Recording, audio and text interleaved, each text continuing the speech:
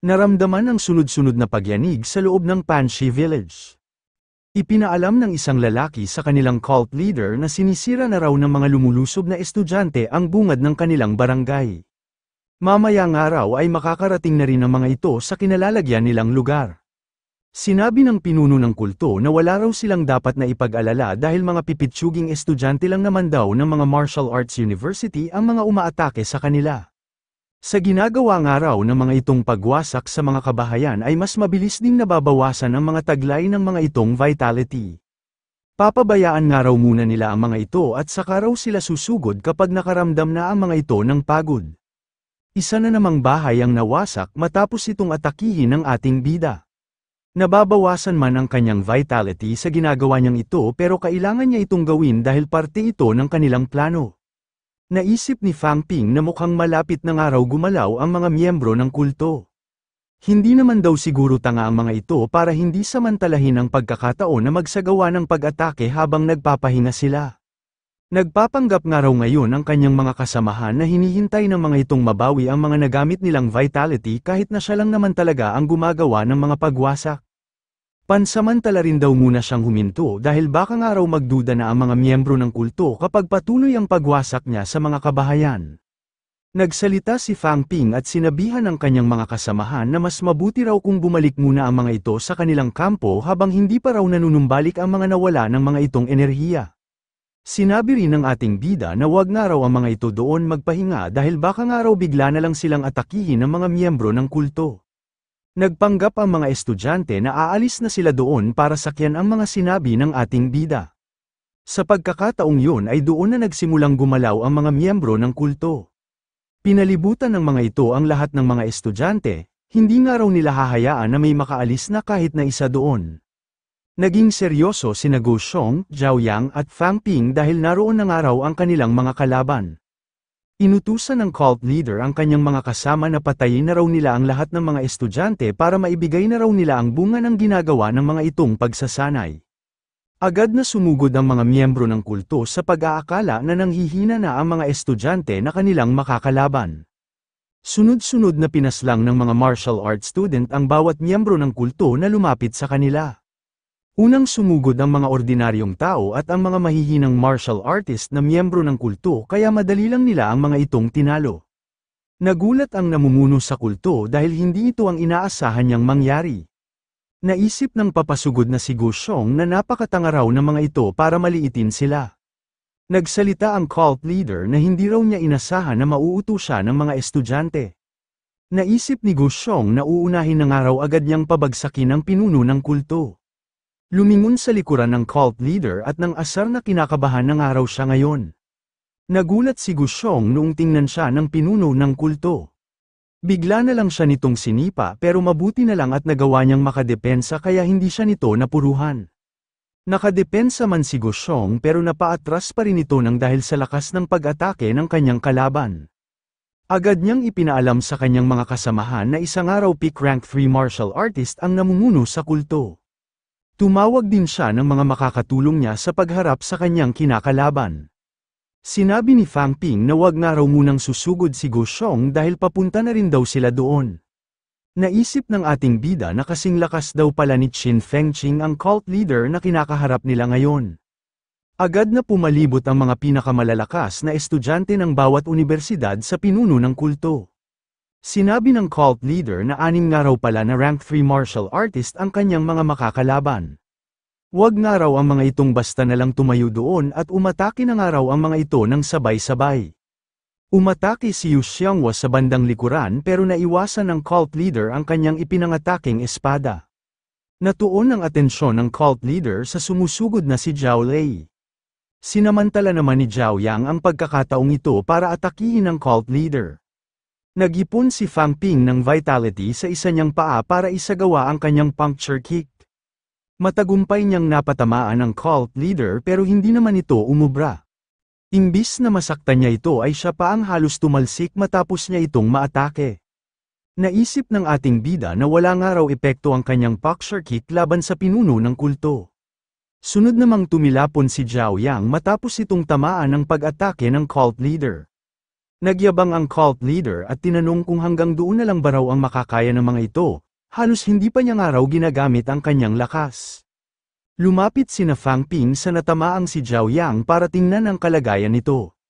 Sinabi ni Zhao Yang na wag daw ang mga itong mag-alala dahil ayos lang naman daw siya. Sinabihan niya ang kanyang mga kasama na pigilan nga raw ng mga ito na makaalis agad sa isang posisyon ang kalaban nilang peak rank 3 martial artist. Bigyan nga raw siya ng mga ito ng pagkakataon para maipatama niya ang kanyang pag-atake. Agad na umatake ang 5 estudyante habang nag-iipon si Zhao Yang ng mataas na vitality sa isa nitong kamao. Agad na sumugod si Zhao Yang noong matapos na niya ang kanyang paghahanda. Pinagpatuloy ni na Fang Ping ang pag-atake para hindi agad makaalis ang pinuno ng kulto. Pero bigla na lang itong nagpalabas ng malakas na vitality na naging dahilan ng pagtilapon nilang lahat. Wala mang napuruhan sa kanila pero malaya na ngayong nakakagalaw ang kalaban nilang cult leader. Matagumpay ang naging pag-atake ni Zhao Yang, kaso nga lang ay sa likuran lang ito tumama. Sinabi ng cult leader na sinayang nga lang daw ni Zhao Yang ang isa nitong pagkakataon na mapuruhan siya. Nainis si Zhao Yang dahil hindi niya nga raw napatamaan ang ulo ng cult leader. Agad na inatake ng cult leader si Zhao Yang dahil nag-iingat na ito na muli na naman siyang mapalibutan. Nagluwa ng dugo ang tumilapo na si Zhao Yang nang dahil sa lakas ng natanggap nitong pag-atake. Agad na sumugod si Gu Xiong para ipaghiganti ang kanyang kasamahan. Sumugod rin ang ating bida kasabay ang iba pang rank 3 students ng ibang universidad. Agad na sinipa ng cult leader ang sumugod na si Gu Xiong. Matapos noon ay agad niya namang iniwasan ang espada na ipinangatake ni Yu Xiangwo. Nangamba si Yu Xiangwo noong mabitawan niya ang kanyang espada matapos itong sipain ng cult leader. Agad na ginamit ng cult leader ang naagaw nitong espada para atakihin ang mga martial arts students na sumugod sa kanya.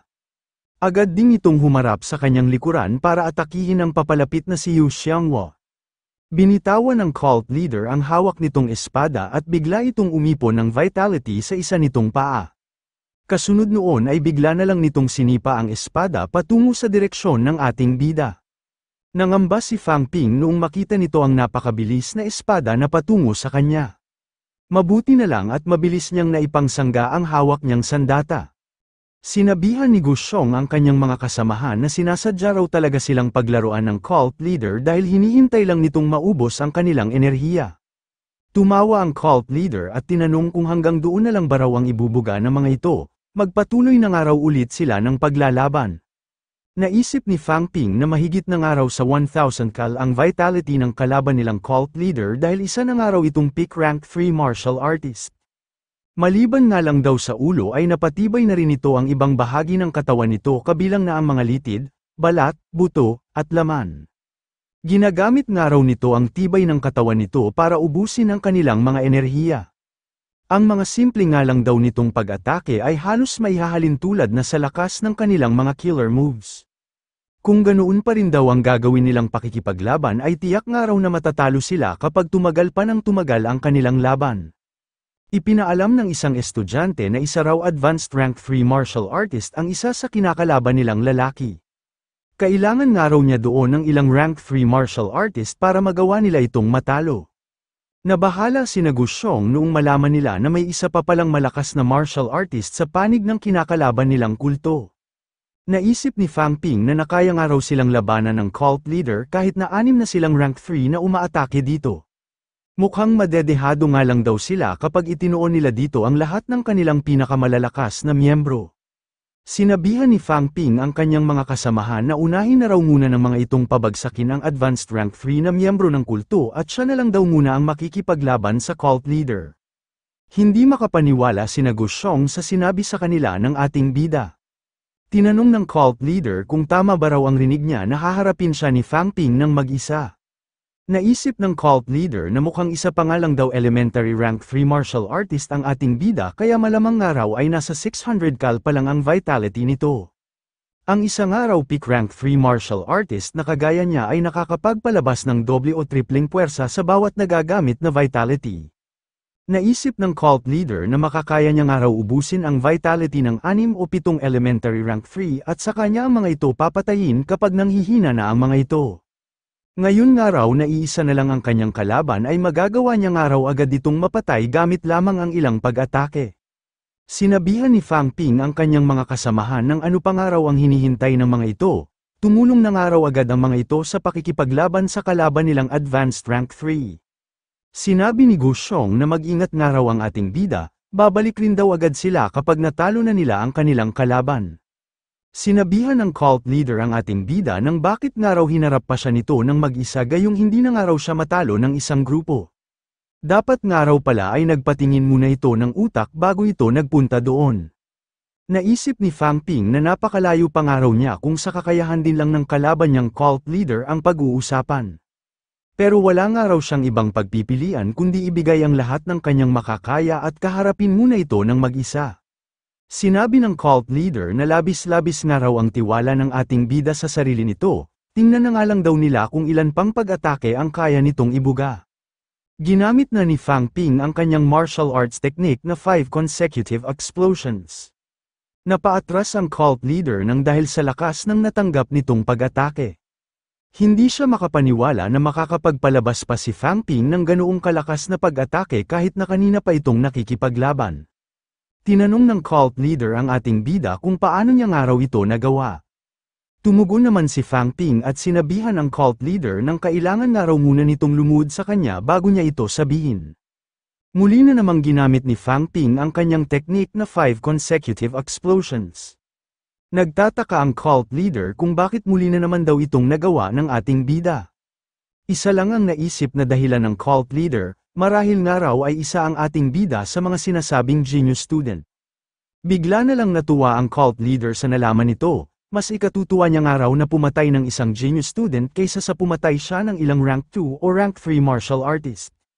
Sinabi ni Fang Ping na subukan na nga lang daw ng cult leader kung magagawa nga ba raw siya nitong mapatay.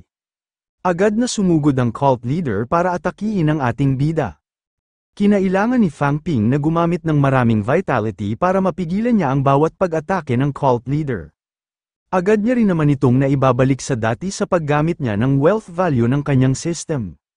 Pagkaiwas ng ating bida ay bigla itong lumipat sa tagiliran ng cult leader. Agad niya muling ginamit ang kanyang 5 consecutive explosion para atakihin ang kanyang kalaban. Umatras ng ilang distansya ang cult leader para makaiwas siya sa sunod-sunod na pag-atake. Pero hindi niya inasahan na agad din pala siyang masusundan ng ating bida. Sa pagkakataong ito ay gumamit muna si Fang Ping ng 3 consecutive explosions dahil alam niya na makakalayo agad ang kanyang kalaban bago niya matapos ang 5 niyang pag-atake. Ngumiti ang cult leader dahil hindi pa rin ito napuruhan ng ating bida. Naisip ni Fang Ping na talagang napakatibay nga raw ng kanyang kinakalaban. Ang bawat pag-atake niya nga raw ay nagkakahalaga ng 100,000 wealth value, sa labanan nga raw nilang ito ay halos 4 na milyon na ang kanyang nagagamit. Sa ika-37 pag-atake ng ating bida ay bigla na lang nagdugo ang isa nitong kamay. Naisip ni Fang Ping na mukhang hindi na nga raw siya tatagal, mayroon man daw siyang walang hanggang vitality pero may limitasyon nga raw ang kanyang katawan. Inasar ng cult leader ang ating bida ng ano nga raw ang problema. Ipagpatuloy nga lang daw nito ang pag-atake sa kanya. Nabasag ang depensa ni Fang Ping kaya tinamaan na siya ng pag-atake ng cult leader. Agad niyang itinuon ang tangkay ng kanyang sandata para hindi siya tuluyang matumba. Kahit ganoon na ang kanyang posisyon ay pinilit pa rin niyang umatake gamit ang teknik na puncture kick. Pero hindi siya nagtagumpay dahil nabasa na ng cult leader ang kanyang gagawin. Napailing si Fang Ping sa sakit ng nasuntok niyang paa. Mabuti na lang at naipangdepensa niya agad ang kanyang sandata bago pa siya tamaan ng sunod na pag-atake ng cult leader. Naisip ni Fang Ping na talagang malakas nga raw ang isang peak rank 3 martial artist. Naisip niya rin na nasa 5 milyong wealth value na nga raw ang kanyang nagagamit, tapos ngayon naman daw ay nasira na rin ang kanyang alloy boots.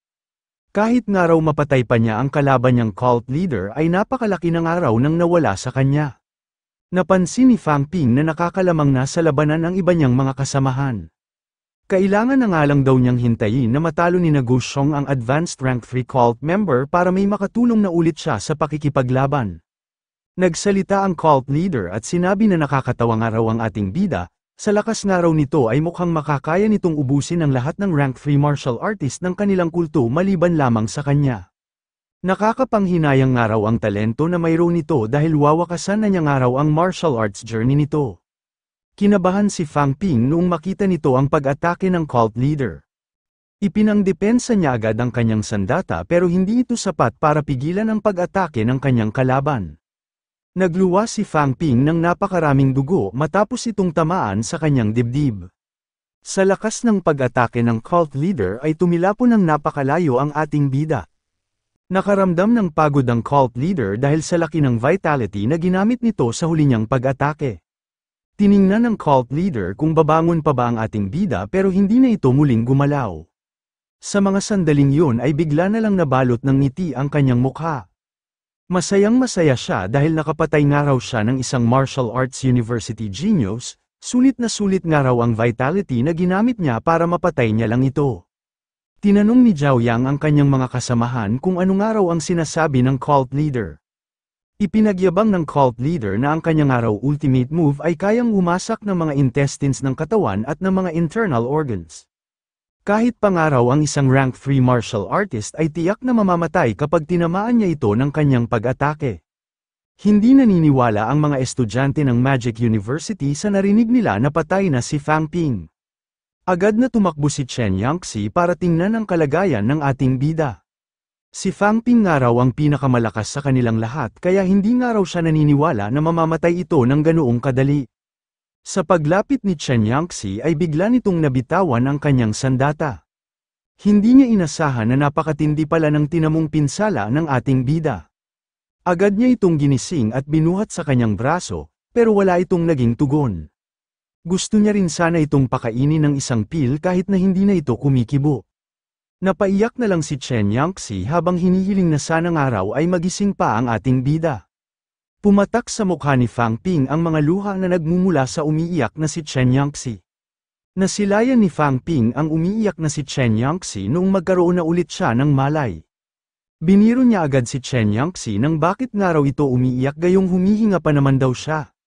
Nagulat si Chen Yangxi noong mapagtanto niya na hindi lang pala isang imahinasyon ang naririnig niyang boses. Tinanong ni Fang Ping kung ano raw ang pil na ipinapakain sa kanya ni Chen Yangxi. Sumagot naman si Chen Yangxi ng isang araw itong revival pill, magagawa nga raw nitong mapagaling ng mabilis ang mga external at internal injuries ng ating bida. Nilunok na ni Fang Ping ang revival pill na ipinakain sa kanya ni Chen Yangxi. Pinagpatuloy na ng cult leader ang pakikipaglaban sa mga rank 3 students ng mga martial arts university. Wala nga raw siyang pakialam kahit gamitin niya man ang lahat ng kanyang vitality dahil hindi rin naman daw siya mapapatay ng mga ito. Nagtulong-tulong muli ang lahat ng mga estudyante sa pag-asa na magagawa pa nilang matalo ang cult leader. Natuwa ang lahat noong marinig nila ang isang pamilyar na boses. Sinabihan ni Fang Ping ang kanyang mga kasamahan na umatras daw ang mga ito dahil siya nga raw ang tatapos sa kanyang kalaban. Nagulat ang cult leader noong makita nito ang estudyante na papasugod sa kanya. Nagtataka siya kung bakit buhay pa rin hanggang ngayon ang ating bida. Nagawa na ulit makipaglaban ni Fang Ping sa tulong ng revival pill na natanggap niya mula kay Chen Yangxi. Sinunod ni Gu Xiong ang sinabi ng ating bida na ito ng araw ang kakalaban sa cult leader. Naisip ni Gu Xiong na alam nga raw niya na hindi basta-bastang mamamatay ang ating bida. Ginamit na muli ni Fang Ping ang kanyang mga magkakasunod na pag-atake, malaki man ang nagagamit niyang vitality pero mabilis niya itong naibabalik sa tulong ng kanyang system. Nabahala ang cult leader sa tindi ng mga natatanggap nitong pag-atake. Agad itong pumulot ng isang espada dahil nangangamba siya na baka hindi na kayanin ng kanyang braso ang mga malalakas na pag-atake na pinapakawalan ng ating bida. Napaisip si Gu Xiong kung talaga nga bang isa lang intermediate rank 3 si Fang Ping. Nagtataka siya kung bakit nagagawa nga raw nitong makapagpalabas ng mga naglalakasang pag-atake ng tila walang katapusan.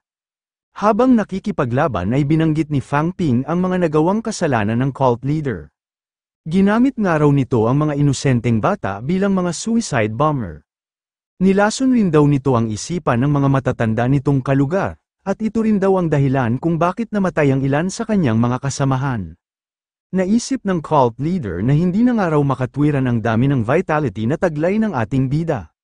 Sunod naman na binanggit ni Fang Ping ang nawasak niyang sapatos at sandata at ang milyon-milyong nawala sa kanya sa pakikipaglaban niyang ito.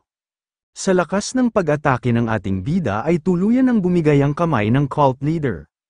Sinabi ni Fang Ping na sa daming araw ng nagawang kasalanan ng cult leader ay nararapat nga lang daw itong mamatay. Nagsagawa ang ating bida ng napakabilis na pag-atake na agad na pumugot sa ulo ng cult leader.